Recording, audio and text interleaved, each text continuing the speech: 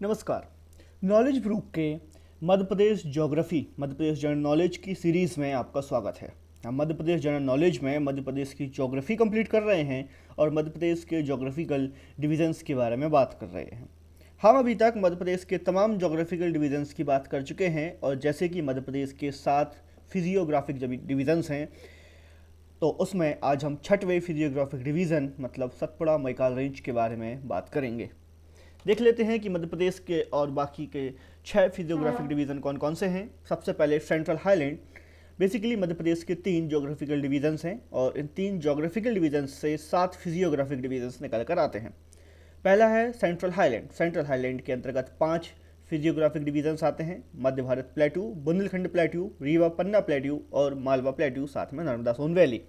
हमने देखा मध्य भारत प्लेट्यू की लोकेशन ये है, रीवा पन्ना प्लेट्यू की लोकेशन ये है, बुंदेलखंड प्लेट्यू ये रहा, मालवा प्लेट्यू ये लोकेशन है और नर्मदा सोन वैली की लोकेशन ये है। आज हम जिस क्षेत्र की बात करने वाले हैं वह है सतपुड़ा मैकाल रेंज। सतपुड़ा मैकाल रेंज नर्मदा के साउथ में स्थापित एक लंबी सीरीज़ है।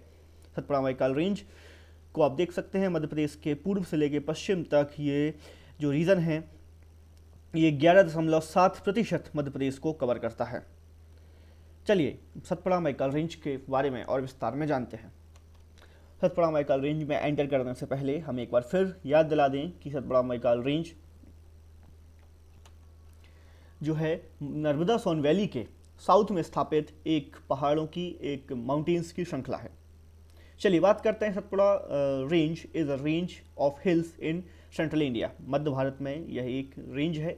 मध्य भारत मतलब मध्य प्रदेश, क्योंकि मध्य में स्थापित है तो इसलिए यह मध्य भारत में एक पर्वतों की श्रृंखला है। Range lies in eastern Gujarat. ये गुजरात से शुरू हो जाती है, गुजरात के पूर्वी छोर से शुरू होते हुए महाराष्ट्र से गुजरते हुए मध्य प्रदेश के ईस्ट तक आते हुए और लगभग छत्तीसगढ़ को टच करते हुए इसका विस्तार है। Narmada river originates from Amarkantak. Satpura Maikal range के ही अंतर्गत नर्मदा रिवर जो है अमरकंटक की पहाड़ियों से निकलती है, जो कि अनूपपुर में स्थापित है, and runs in the depressions between the Satpura and the Vindhya ranges. Narmada drains the Arabian sea. तो नर्मदा रिवर क्योंकि इस क्षेत्र की एक महत्वपूर्ण नदी है, इन रेंजेस से निकलने वाली एक बहुत ही महत्वपूर्ण नदी है, इसलिए हम इसके बारे में जानेंगे कि यह अमरकंटक से निकलकर और सतपुड़ा और विंध्या रेंजेस के बीचों बीच होते हुए लास्ट में जाकर ये अरेबियन सी में अपना प्रवाह, अपना जो उसका मुंह है हम कहते हैं, वह अरेबियन सी में जाके खत्म होता है।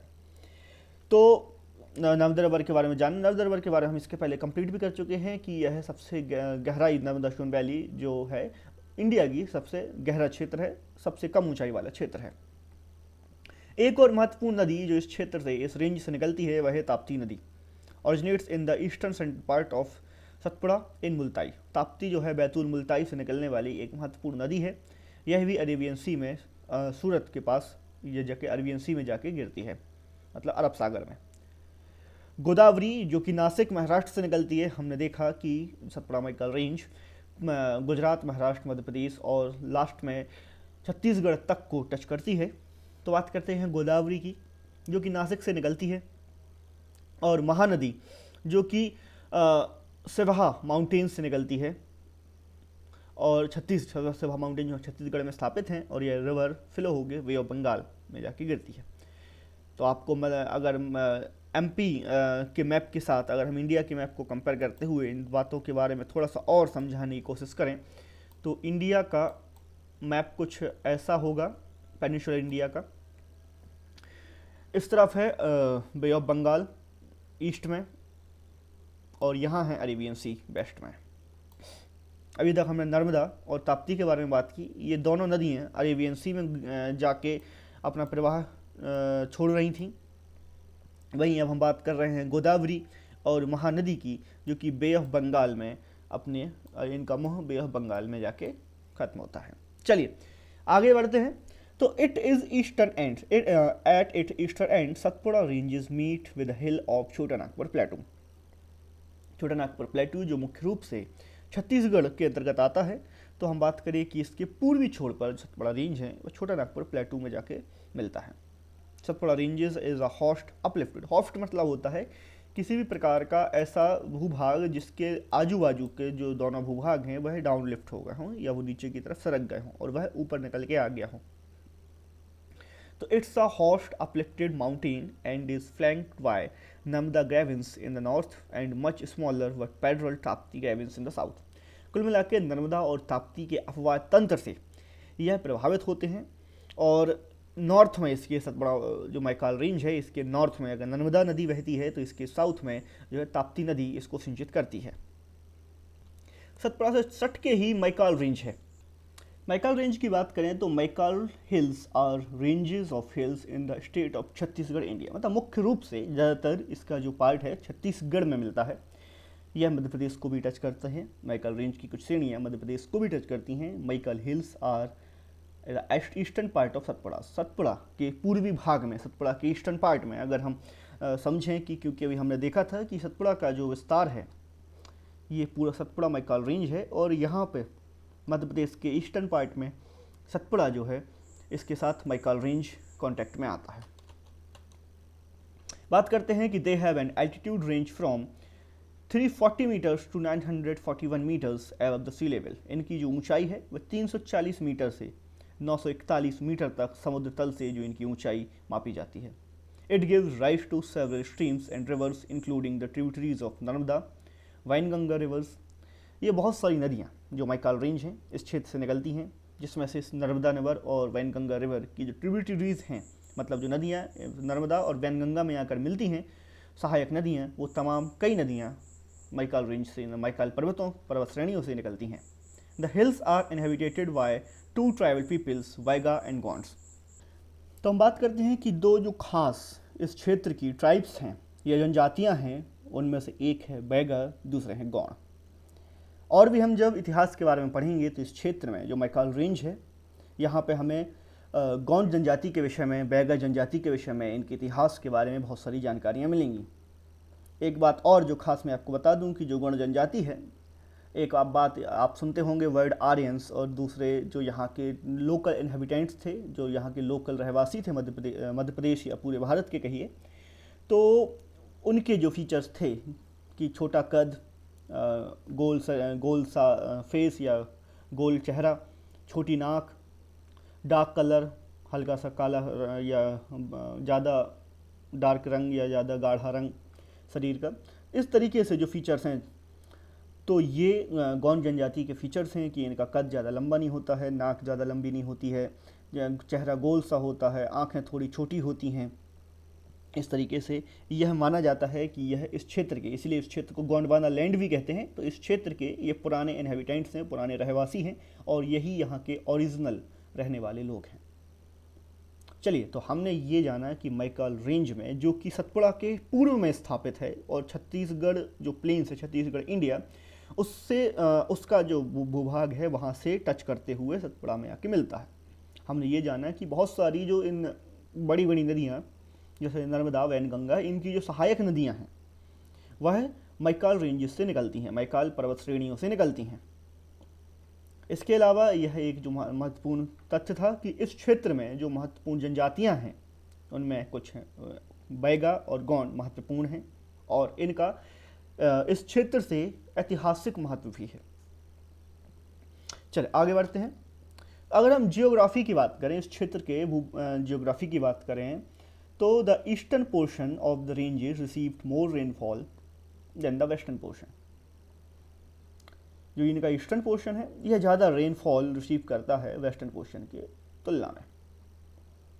क्यों? क्योंकि अगर हम साउथ वेस्ट मानसून की बात करें तो ये मालवा वाली क्षेत्र में काफ़ी अच्छी रेनफॉल कराता है, और इसी तरीके से अगर हम नॉर्थ वेस्टर्न मानसून की बात करें जो वे ऑफ बंगाल से निकलेगा, तो वो इस क्षेत्र को अच्छे से सिंचित कर देता है, क्योंकि अरावली से टकराकर ये जो रेंजेस हैं इस पूरे क्षेत्र में काफ़ी अच्छी बारिश कर देती हैं और ये राजस्थान तरफ नहीं जा पाती। तो इनका जो ईस्टर्न पोर्शन है इस क्षेत्र में, मध्य प्रदेश का जो ईस्टर्न पोर्शन है जो सतपुड़ा मैकाल रेंज के अंतर्गत आता है, वह काफ़ी अच्छी बारिश प्राप्त करता है। Moist deciduous forest eco region found here. क्योंकि बारिश अच्छी हो रही है, यहीं पे हम देखेंगे कि पचमढ़ी हिल्स हैं, यहाँ पे जो मध्य प्रदेश की सबसे ज़्यादा बारिश होती है, तो क्योंकि मॉइस्ट डेसिडियस फॉरेस्ट है, इसी वजह से यहाँ पे मॉइस्ट डेसिडियस फॉरेस्ट मिल जाता है।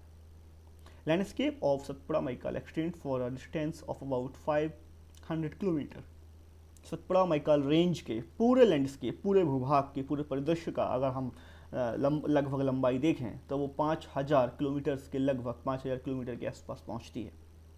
The two sides of the stretch of landscape the Achanakmar wild life century of Chhattisgarh. अब देखिए, एक बहुत ही इंपॉर्टेंट बात थी, इसलिए मैंने दोनों फैक्ट्स को यहाँ एक साथ लिखा है। Achanakmar wild life sanctuary is of Chhattisgarh and the Achanakmar biosphere reserve is of Amarkantak, Anuppur, Madhya Pradesh. दोनों ही हैं, दोनों का नाम अचानकमार है। अब क्योंकि यह बिल्कुल छत्तीसगढ़ और मध्य प्रदेश की बॉर्डर पर आता है, जो भूभाग छत्तीसगढ़ के पास है उसको वाइल्ड लाइफ सेंचुरी की तरह उसको पोषित किया जाता है, उसको डेवलप किया जाता है, और जो मध्य प्रदेश के पास है उसको बायोस्फीयर रिजर्व के रूप में विकसित किया जा रहा है। तो यह हमें ध्यान रखना है कि जो ईस्टर्न पार्ट है, एक तरफ अचानकमार वाइल्ड लाइफ सेंचुरी है इस क्षेत्र के, on the other side the Satpura Maikal lies the Melghat tiger reserves of Maharashtra. तो अगर हम इसको टोटल स्ट्रेच की बात कर रहे हैं अगर, तो सब जो इसके वेस्टर्न साइड होगा वहाँ पर महाराष्ट्र का मेलघाट टाइगर रिजर्व है। एक और फैक्ट तैयार हो जाता है। कई बार कुछ प्रोजेक्ट टाइगर्स के बारे में या किसी नेशनल पार्क के बारे में बात आ जाती है, तो यह हमें ध्यान रखना है कि मेलघाट टाइगर रिजर्व महाराष्ट्र में है और ये टाइगर्स के लिए फेमस है। This stretch of land extend along the Satpura and the Maikal ranges in Madhya Pradesh and Chhattisgarh. ये वही पुराना फैक्ट है कि फिर से इसको कंपाइल कर रहे हैं कि जो ये स्ट्रेच है, जो पूरा विस्तार है, मध्य प्रदेश और छत्तीसगढ़ में सतपुड़ा और मैकाल रेंजेस के साथ साथ फैला हुआ है, मतलब दोनों ही राज्यों में साथ साथ फैला हुआ है। चलिए इकोलॉजी पर एक नज़र डाल लेते हैं कि यहाँ पे इकोलॉजिकल परिदृश्य क्या है। These forest enclaves provides habitat to several at risk and endangered species including the Bengal tiger, Panthera tigris, barasingha, Gaur, Dhole, sloth, beer, chousingha और ब्लैक बक। कुछ महत्वपूर्ण जो जानवर हैं जो मध्य प्रदेश ही नहीं पूरे भारत में महत्वपूर्ण हैं, और इनके ऊपर अलग अलग क्षेत्रों में अलग अलग स्थितियों में कुछ ना कुछ कई सारे प्रोजेक्ट भी चलाए जा रहे हैं। जैसे बंगाल टाइगर को टाइगर प्रोजेक्ट चल रहा है, बारासिंगा के लिए भी प्रोटेक्ट किया जा रहा है, स्लॉट बियर, चौसिंघा, ब्लैक बक एंटीलोप, ये हमारा मध्य प्रदेश का राजकीय पशु है, तो इसके ऊपर भी इसके प्रोटेक्शन के लिए भी काफ़ी अच्छे प्रोजेक्ट्स चलाए जा रहे हैं। तो ये जो तमाम जानवर जो भी हमने जिनके नाम लिए, ये तमाम जानवर सतपुड़ा मैकाल श्रेणी के अंतर्गत पाए जाते हैं। Several protected areas have been earmarked in the area. बहुत सारे प्रोटेक्टेड एरिया हैं क्योंकि यह जो क्षेत्र है, यह श्रेणियाँ हैं, यह जंगल और इकोलॉजी और ज्योग्राफी और flora and fauna, in other words कि हम इसको पशुधन और वनस्पति जगत दोनों के लिए महत्वपूर्ण हैं। बात करते हैं कान्हा नेशनल पार्क, जो मंडला बालाघाट क्षेत्र में पाया जाता है, मतलब स्थापित है, और यह मध्य प्रदेश का सबसे बड़ा नेशनल पार्क होने के साथ साथ मध्य प्रदेश का पहला टाइगर रिजर्व और मध्य प्रदेश का पहला नेशनल पार्क भी है। तो कान्हा नेशनल पार्क जो इस क्षेत्र में आता है उसमें टाइगर्स के प्रोटेक्शन के लिए बारहसिंगा वगैरह भी यहाँ पे काफ़ी अच्छी मात्रा में पाए जाते हैं। तो इस तरीके से कान्हा नेशनल पार्क यहाँ एक महत्वपूर्ण प्लेस है जिसको प्रोटेक्टेड एरिया के रूप में घोषित किया गया है। पैंच नेशनल पार्क, सिवनी छिंदवाड़ा। पैंच नेशनल पार्क जो सिवनी छिंदवाड़ा क्षेत्र में पाया जाता है, यह भी एक महत्वपूर्ण नेशनल पार्क है, और इसको इस क्षेत्र में क्योंकि यह सतपुड़ा मैकाल रेंज की श्रेणी में आ रहा है तो काफ़ी महत्वपूर्ण एरिया के रूप में इसको नेशनल पार्क के रूप में चिन्हित किया गया है। Satpura national park, Hoshangabad, Pachmarhi biosphere reserve Hoshangabad, बोरी रिजर्व फॉरेस्ट होशंगाबाद, ये तमाम कुछ खास जगहें हैं जो इस क्षेत्र के लिए महत्वपूर्ण हैं और फ्लोरा फौना के लिए महत्वपूर्ण है। कुछ फैक्चुअल कंपाइलेशन एक बार फिर से कर लेते हैं। Location south of Narmada Son valley, stretch from east to west of MP. Narmada Son valley के दक्षिण में स्थापित है और पूर्व से पश्चिम मध्य प्रदेश तक यह फैला हुआ है। एवरेज हाइट, औसतन ऊंचाई की बात करें तो कई जगह काफ़ी ऊंचाइयां भी मिल जाएंगी, जैसे धूपगढ़ अगर 1350 मीटर ऊंचा मध्य प्रदेश का सबसे ऊंची चोटी है, लेकिन ऑन एवरेज देखें तो लगभग 300 मीटर के आसपास इसकी जो एवरेज ऊंचाई है सतपुड़ा मैकाल रेंज की आंकी जाती है। हाईएस्ट पीक मध्य प्रदेश का सबसे ऊंचा जो है, साथ में इस क्षेत्र का भी सबसे ऊंचा जो स्थान है, सबसे ऊंची चोटी है, वह है धूपगढ़ जो 1350 मीटर ऊंची है। क्लाइमेट तो मॉडरेट कॉन्टिनेंटल टाइप क्लाइमेट यहाँ पे पाया जाता है। यहाँ की जो physiographic conditions, geographic conditions, rainfall, temperature, इन तमाम वजहों से यहाँ का climate moderate continental type climate है। सॉइल की बात करें तो ब्लैक एंड लेटराइट सॉइल है। ब्लैक सॉइल मतलब काली मृदा, लेटराइट सॉइल भी आप जानते ही हैं। लेटराइट सॉइल कुछ लाल सी मिट्टी होती है और यह खास रूप से इमारती सामान बनाने में उपयोग की जाती है, जैसे हम कह सकते हैं कि ईंट वगैरह बनाने में।